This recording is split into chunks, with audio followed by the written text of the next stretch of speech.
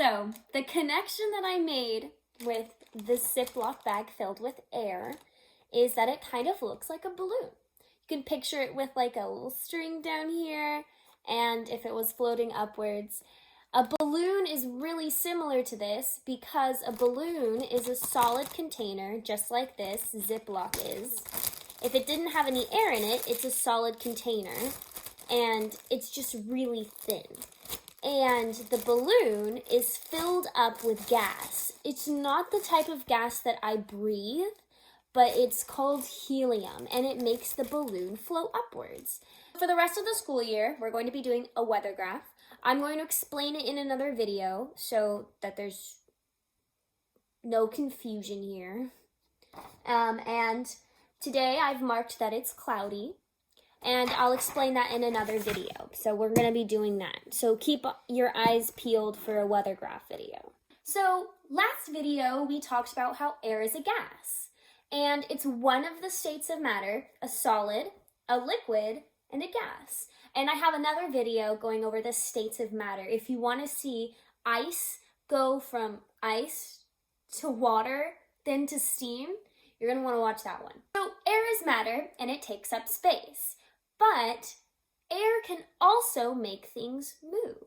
Just like how a ball can make something move, or a solid of any kind can push into something and make it move, or water can make things move, air can do the same thing.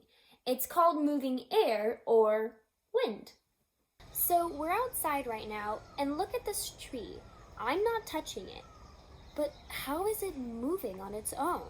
Tree is moving on its own because of wind. So moving air can blow the leaves in the tree and cause it to move, and that's what we call wind. So to pretend like we're on a super windy day, I have a fan here.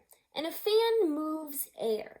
See how the blades, you can see how they're sort of tilted upwards? It takes the air, it scoops it, and then it pushes it up so that it goes forward. So now I'm going to turn on my fan, and you can't see the air move, but you can see the effect that it has on my hair. So watch, I'm going to turn it on a really low volume. See how it's slightly pushing my hair to the side? I'm not doing that. The air is. Because the air is being scooped by the fan and pushed forward, it's making the air collide with my hair and then pushing it to the side. So now if I turn it up, it pushes my hair even more. So I had to turn it off. But you saw how it was pushing my hair. Imagine if it was even stronger wind. Imagine if the fan was even bigger. It would be pushing things like crazy. I'm sure you've seen trees bend in the wind. That's the effect that air can have on things. Because air is matter and it does take up space, it can push things really easily if it has enough force. So to try this again, I have our weather graph, and I have a straw. If I blow through the straw onto the paper, what do you think is going to happen? I'm taking the air and I'm pushing it through one little tube out this end. So I know that the air is going to be pushing through here. What do you think is going to happen if I take this and I blow, and I blow onto this paper? I'm not going to do this because I want you to do this at home. Take a picture or a video and then send it to me. But I will show you what this is like on the highest speed of the fan. Okay, are you ready? Okay, so it's on full speed. Ready? Here's my paper.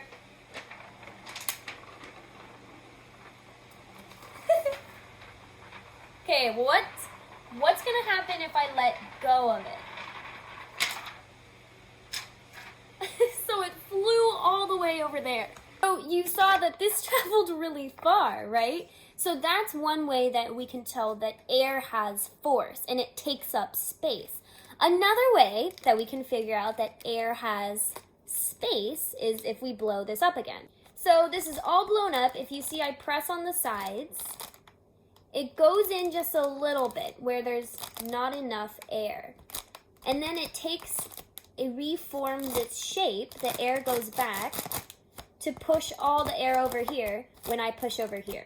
So that tells me that there's a lot of air in here, but there's still enough for it to wiggle around.